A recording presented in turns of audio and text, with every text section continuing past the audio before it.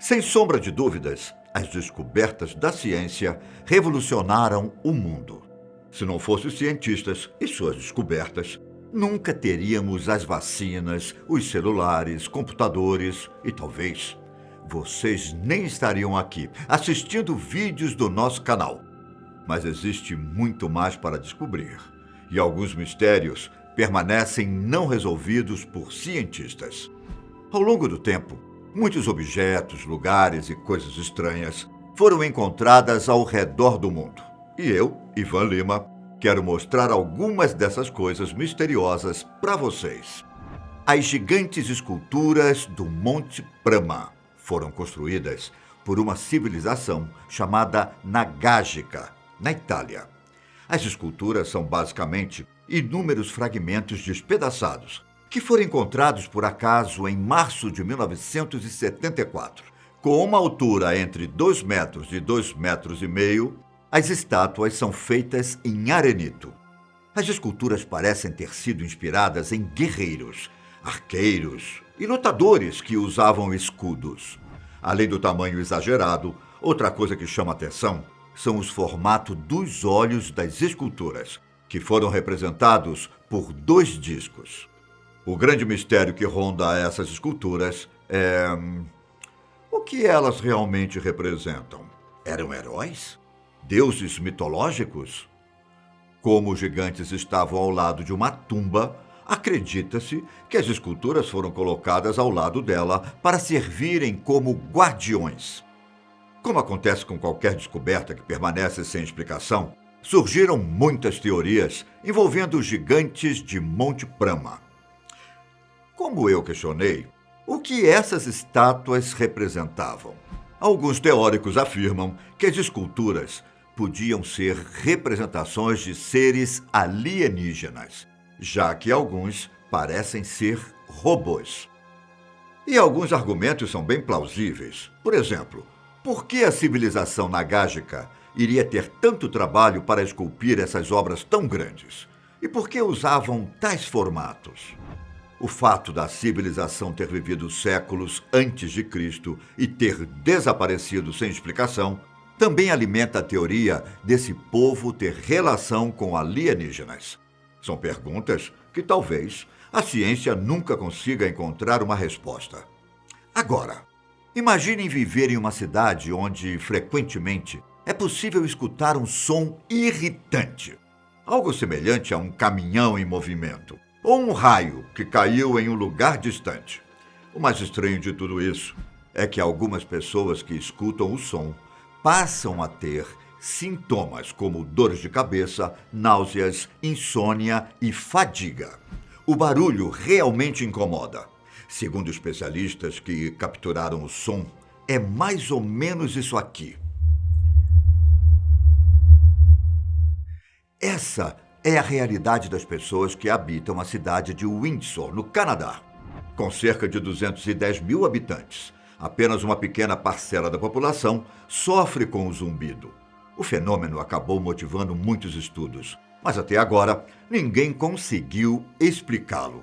Segundo os moradores, o zumbido começa de dia, mas à noite se intensifica. Quando o clima esfria, o barulho tende a diminuir. 3 estudos que foram feitos no local conseguiram chegar a uma possível conclusão. A origem do som é a ilha Zug, pertencente à cidade americana de Detroit, que fica próxima a Windsor. Uma das pesquisas assinalou, como fonte mais provável, o uso de fornos de alta potência de uma empresa de metalurgia da ilha. Mas vale lembrar que isso é apenas uma hipótese, pois até hoje ninguém conseguiu provar qual a origem desse som. Você já leu algo sobre os fortes vitrificados? Olha, há milhares de anos atrás, em algumas partes da Europa, foram construídos fortes e muros com pedras. Geralmente, os fortes eram construídos nas partes mais altas das colinas, talvez por causa da visão ampla ou algo do tipo. Porém, esses fortes também têm outra coisa em comum. Eles foram construídos com uma técnica muito avançada para a época. Os fortes, principalmente os que foram encontrados na Escócia, foram feitos com pedras empilhadas, sem o uso de nenhum tipo de argamassa. O mistério está no fato de que muitas dessas pedras acabaram se fundindo. Em alguns casos, as pedras parece que foram convertidas em vidros, apresentando bolhas de ar. O que isso significa? Que as pedras foram submetidas às temperaturas que levaram ao processo de vitrificação. Até agora, nenhum dos estudiosos conseguiu explicar o processo. Primeiro, que para fazer todo o processo seria preciso ter um equipamento que elevaria a temperatura das pedras, algo que nem nos dias de hoje seria fácil fazer. Em segundo lugar, o processo não foi feito em apenas um forte, mas em vários, provando que era uma técnica usada na época. E aí? Como você acha que os fortes vitrificados foram construídos? Para mim, passarão anos e anos e a ciência nunca conseguirá explicar essa descoberta. O Teneré, uma região desértica no centro-sul do deserto do Saara, é uma vasta planície de areia que se estende pelo nordeste de um país chamado Níger. Lá foram encontrados um dos maiores petróglifos do mundo, onde foi desenhado um casal de girafas. O macho, que possui 6 metros de altura, está ao lado de uma fêmea. E os dois animais foram entalhados em uma pedra com o máximo de detalhes possíveis. Nas proximidades, existem cerca de 800 esculturas menores de outros animais e pessoas. Segundo arqueólogos que estudaram o sítio, as girafas foram criadas durante a Nova Idade da Pedra, entre 8.000 e 10.000 anos atrás. Esses petróglifos são considerados um dos melhores exemplos do mundo da arte rupestre antiga.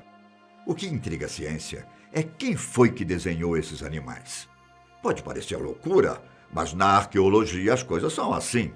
Descobrir a história por trás desses petróglifos pode mudar completamente a noção sobre como vemos a história. Muitos cientistas afirmam que nessa região os homens conseguiam domar as girafas. E até o que se sabe, nenhuma civilização antiga conseguiu domesticar esses animais. E então chegamos em uma placa misteriosa, que recentemente surgiu na internet. Na verdade, existem 2 histórias envolvendo esse misterioso objeto. A primeira diz que essa tábua foi descoberta nas montanhas da Rússia, junto a 2 crânios muito esquisitos. Porém, só foram divulgadas algumas imagens, o que indica que a história pode ser falsa. A outra teoria diz que esse objeto surgiu em uma praia dos Estados Unidos, que é feito de argila e faz referência ao personagem criado por um antigo escritor, chamado Howard Phillips Lovecraft. Para quem não sabe, esse escritor revolucionou o gênero de terror, criando elementos típicos dos gêneros de fantasia e ficção científica. Na teoria, a placa leva a imagem de Cthulhu, uma das criaturas mais conhecidas das histórias de Lovecraft. E quando surgem histórias assim, as pessoas vão longe com a criatividade. Para muitos internautas, tudo que foi criado por Lovecraft era real. E a tábua era uma maneira de pessoas cultuarem essa grande criatura das profundezas do mar. O mais assustador é que, recentemente, especialistas descobriram o corpo de uma criatura marinha que media 3 centímetros e estava completamente coberto de placas ósseas. A criatura tinha 45 tentáculos e se parecia muito com o personagem de Lovecraft. A semelhança era tanta que o animal foi batizado como Solacina Cthulhu. Também existe um mistério envolvendo o antigo deus. Na mitologia azteca, Tlaloc é o deus da chuva e o senhor do raio, do trovão, do relâmpago, senhor de um dos paraísos. E sendo um deus, os aztecas fizeram uma enorme escultura que representava o deus, que é chamado de monolito Tlaloc. Com uma altura de 7 metros e um peso estimado de 168 toneladas, Esse monumento foi encontrado em uma pequena cidade do México, em 1964, mas depois foi levado em uma longa jornada até a capital mexicana. Só que no dia 16 de abril de 1964, o monolito do deus azteca chegou à cidade do México debaixo de uma terrível tempestade, que acabou inundando diversos bairros.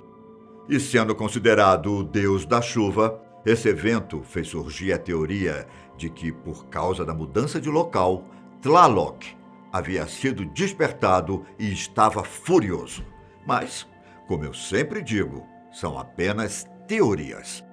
É claro que esse acontecimento deixou muita gente intrigada, porém, por mais que estudos sejam feitos, a ciência não pode explicar coincidências. Por último, temos a famosa e misteriosa lente Nimrud, também chamada de lente Layard. Essa peça de cristal, que tem pelo menos 3.000 anos de idade, foi descoberta em 1850, no Iraque, e pode ter sido uma porção de coisas. A função da lente não é clara, com alguns autores sugerindo que ela foi usada como lente óptica e outros sugerindo uma função decorativa. O descobridor da lente, Austin Layard, observou que havia encontrado inscrições muito pequenas em artefatos assírios, que ele suspeitava terem sido alcançados com o auxílio de uma lente. Outros estudiosos acreditam que o cristal era a peça de um equipamento para observar o espaço. Assim como os outros itens citados, talvez a gente nunca descubra para que ele realmente era usado. Bom, eu vou me despedindo por aqui. Até a próxima. Tchau!